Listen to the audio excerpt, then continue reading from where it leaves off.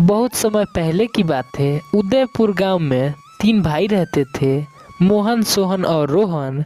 और उनके साथ उनकी माँ भी रहती थी। वे बहुत गरीब थे, उनका घर भी टूटा फूटा था और वह उसी में अपना गुजर बसर करते थे। अचानक एक दिन उनकी माँ की तबीयत बहुत खराब हो जाती है। इसलिए उनकी माँ अपने बेटे से कहती है, बेटा, मेरा समय आ गया है। मेरे जाने के बाद तुम तीनों को कोई परेशानी ना हो, इसलिए मुझे तुम तीनों को एक बात बतानी है। गांव में हमारा बहुत पुराना जमीन है।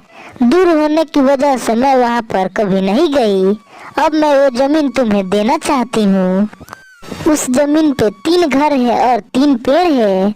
तुम तीनों को वहां जाना है और उनकी देखभाल करना है। तुम तीनों वहाँ सुखी से रहोगे।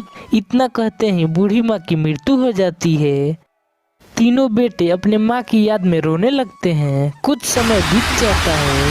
गांव में एक दिन बहुत तेज बारिश होने लगती है। बड़े भैया, बाहर बहुत तेज बारिश हो रही है। हमारा ये घर बहुत पुराना हो गया है, ये कभी भी टूट सकता है। चलो इस घर को छोड़कर कहीं और चले जाते हैं। हाँ, तुम सही बोल रहे हो, यहाँ रुकना खतरे से खाली नहीं है। माँ ने हमें जिस घर के बारे में बताया है, जहाँ 3 घर और 3 पेड़ है, चलो हम वहीं चलते हैं। इतना बोलकर तीनों भाई बारिश में उस घर को छोड़कर जाने लगते हैं। कुछ समय बीत जाता है, बारिश रुक जाती है। बहुत ढूंढने के बाद तीनों भाई उस जमीन के पास पहुंच जाते हैं जिसके बारे में उनकी माँ ने उन्हें बताया था। वहां पर वह देखते हैं कि एक घर के सामने आम का पेड़ है और दूसरे घर के सामने सेब का पेड़ है और तीसरे घर के सामने एक सूखा पेड़ है और वहाँ का घर भी टूटा फूटा होता है। ये सब देखकर बड़ा भाई अपने दोनों छोटे भाइयों से कहता है, हम तीनों में से मैं सबसे बड़ा हूँ, इसलिए सेब का पेड़ और उसके सामने वाला घर मेरा होगा और इस घर में मैं रहूंगा। भैया, आपके बाद अगर कोई बड़ा है तो वो मैं हूँ और मैं उस आम के साथ साथ उसके सामने वाला घर मेरा होगा और इस घर में मैं रहूंगा। रोहन, मैं तुम्हारा बड़ा भाई हूँ। बड़ा भाई होने के नाते मैं ये सूखे पेड़ वाला घर तुम्हें देता हूँ। आज से तुम इस घर में रहोगे। वाह भैया, आप दोनों ने बहुत अच्छा कहा। आप दोनों फल वाले घर में रहेंगे और मैं इस सूखे पेड़ वाले घर में रहूंगा। इस सूखे पेड़ को लेकर मैं क्या करूंगा? सबसे अच्छा यही रहेगा कि मैं आप दोनों के साथ कभी कभी रह लूंगा। ये क्या कह रहे हो रोहन तुम? मैं तुम्हें अपने साथ नहीं रख सकता। तुम तो जानते हो मुझे अकेला रहना बहुत पसंद है। मेरे घर में किसी का भी आना जाना बिल्कुल भी पसंद नहीं है और वैसे भी हम तीनों को रहने के लिए अलग अलग घर मिल ही गया है, तो हम तीनों एक साथ क्यों रहें? सोहन बिल्कुल सही कह रहा है। रोहन, मैं उसकी बात से पूरी तरह सहमत हूँ। जब हम तीनों के लिए अलग अलग घर है तो एक साथ रहने की बात ही नहीं है। मैं तुम्हारे साथ नहीं रह सकता और हाँ, तुम्हारे लिए सबसे अच्छा यही है कि तुम इस सूखे पेड़ वाले घर में ही रहो। तुम्हारे लिए यही सबसे अच्छा होगा। और हाँ, जो घर मैं तुम्हें दिया है तुम उसी घर में रहोगे। ठीक है, अगर आप लोग यही चाहते हैं तो मैं आपके साथ नहीं रहूं तो ऐसा ही होगा। मैं भी आप लोग के साथ नहीं रहना चाहता हूँ। आप दोनों ने अपनी असली चेहरा दिखा दिया है। आज के बाद से मैं कभी भी आप लोग के साथ नहीं रहूंगा।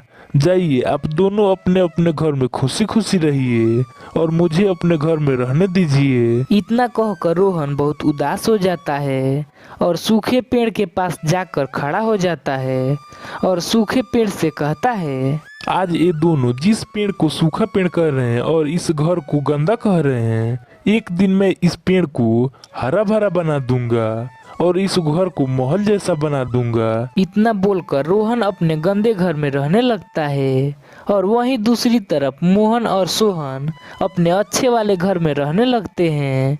एक दिन मोहन अपने घर का सेब ले जाकर सोहन को देता है और ये सब रोहन देख लेता है। तभी रोहन मोहन से कहता है, भैया, आपने सोहन भैया को सेब दिया, मुझे भी सेब दीजिए। रोहन, तुम्हें नहीं पता कि एक दिन सोहन ने मुझे आम दिया था। इसलिए मैंने भी उसे बदले में कुछ सेब दे दिए। कुछ समझ में आया तुम्हें?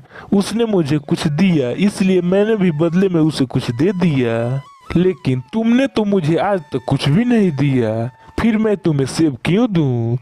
मोहन की बात सुनकर रोहन बहुत उदास हो जाता है और रोज अपने सूखे पेड़ में पानी डालता है। ये सब देखकर मोहन और सोहन दोनों रोहन पर हंसते हैं। अरे रोहन, तुम ये क्या कर रहे हो? तुम्हें क्या लगता है तुम इस सूखे पेड़ में पानी दे दोगे तो ये पेड़ पहले की तरह हरा भरा बन जाएगा? इस पेड़ में फिर से जान आ जाएगी। तुम तो बेवकूफ हो।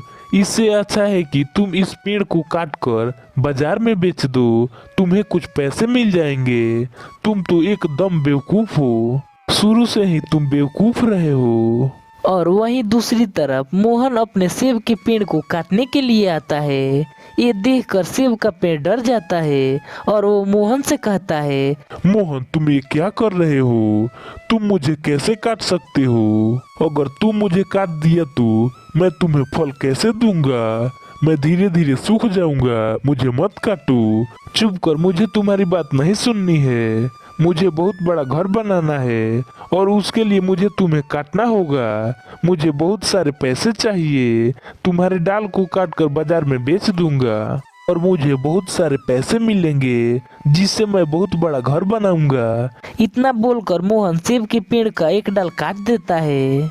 ये सब देखकर सूखा पेड़ रोहन की ओर देखता है और उससे कहता है, रोहन, क्या तुम मुझे काट दोगे जिस तरह तुम्हारे भैया ने उस सेब के पेड़ को काट दिया?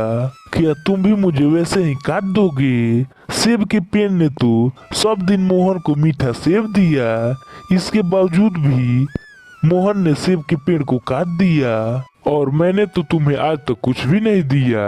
तो क्या तुम मुझे भी काट दोगे? ये क्या कह रहे हो सूखा पेड़? अगर मुझे तुम्हें काटना ही होता तो मैं तुम्हें रोज पानी क्यों देता? मैं चाहता हूँ कि तुम पहले की तरह हरा भरा बन जाओ। रोहन, तुम्हारा बहुत बहुत धन्यवाद। मैं तो सूख ही रहा था, लेकिन तुमने मुझे पानी डालकर हरा भरा कर दिया। सूखे पेड़ की बात सुनकर रोहन खुश हो जाता है और बिना किसी स्वार्थ के रोज सूखे पेड़ में पानी देता है। और वहीं दूसरी तरफ मोहन और सोहन दोनों ही अपने आम और सेब के पेड़ को काट काट कर आधा कर देते हैं। इस तरह कुछ दिन बीत जाते हैं। एक दिन रोहन देखता है कि उसके सूखे पेड़ में बहुत सारे पत्ते आ गए हैं और उनमें बहुत सारे सोने चांदी और हीरा लगे हुए हैं। ये देखकर रोहन हैरान हो जाता है। ये क्या देख रहा हूँ? एक पेड़ में सोने चांदी और हीरे कैसे लग सकते हैं? मुझे तो अपने आंखों पर भरोसा ही नहीं हो रहा है। डरो मत रोहन, मैं कोई साधारण पेड़ नहीं हूँ, बल्कि एक जादुई पेड़ हूँ। ये बात किसी को पता नहीं थी। मुझे पानी की जरूरत थी। मैं दिन पर दिन सूखता जा रहा था, तब तुम आ गए और तुमने मेरी जान बचाई। इसलिए मुझ पर जितने भी सारे सोने चांदी लगे हुए हैं उन सब पर तुम्हारा हक है। रोहन, ये सारे सोने चांदी और हीरे तुम्हारे हैं, इन पर तुम्हारा हक है। और वही मोहन और सोहन ये देखकर हैरान रह जाते हैं और वह अपने आप पर पछताने लगते हैं। उन्हें अपनी गलती का एहसास हो जाता है। ये हमारे साथ क्या हुआ? तू मोहन को सूखा पेड़ दे दिया था, लेकिन वो तो सोने चांदी और हीरा का पेड़ निकला। मैं तो सूखे पेड़ को साधारण पेड़ समझ रहा था। हम दोनों कितने बेवकूफ निकले। और वहीं दूसरी तरफ रोहन सोने चांदी को बेचकर बहुत अमीर हो जाता है और एक बहुत बड़े महल जैसे घर में रहने लगता है।